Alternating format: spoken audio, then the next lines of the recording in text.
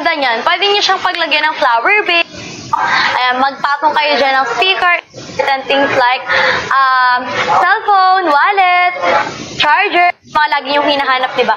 Ito naman, ano ho siya? Ay, metal stand yan, guys. Kung titignan nyo po yung ilalim yan, is naka-screw ho yan siya, guys. Kasi kapag dumating po sa inyo yan, naka-disassembled ho yan. Okay? Kayo po yung mag-a-assemble niyan, guys, ha?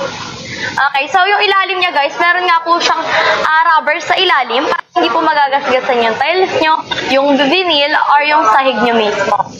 Ayan.